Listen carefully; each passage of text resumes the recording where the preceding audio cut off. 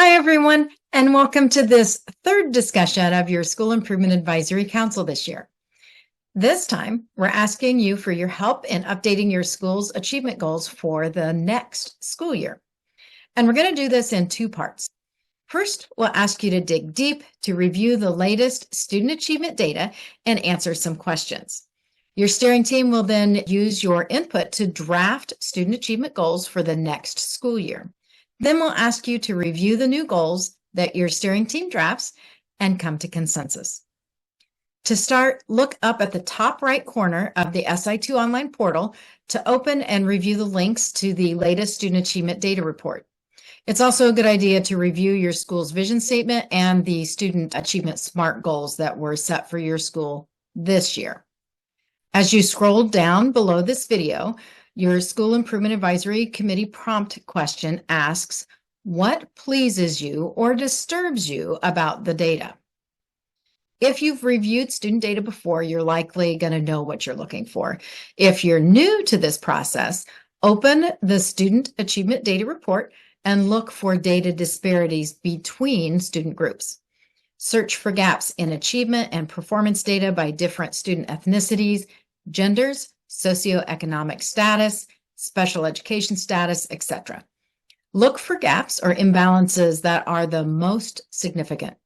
These are the student achievement gaps that we want to narrow or close with the goals for next school year.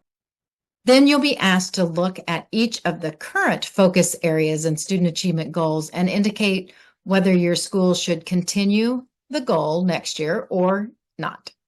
For example, you may feel that the data report indicates that the current goal has been accomplished and is part of the school culture, or maybe you feel like it's time to just move on or something else. You can also suggest minor adjustments to any current goal, such as something that will improve the goal or make it work better for next school year. After this step, you'll have a chance to suggest adding new achievement goals that you feel are indicated by the achievement gaps you noted when you reviewed that data. And in part 4, which is optional, we invite you to add any additional thoughts based on the data that you have reviewed. Once you have submitted your thoughts, your steering team will review all of the Advisory Council's comments and draft new or revised student achievement goals for the coming year. And that's when we go to part 2. In part 2 of your responsibilities this month, your steering team will send you a copy of the updated focus areas and student achievement goals for next year. And then they'll ask the Advisory Council members to review those and come to consensus.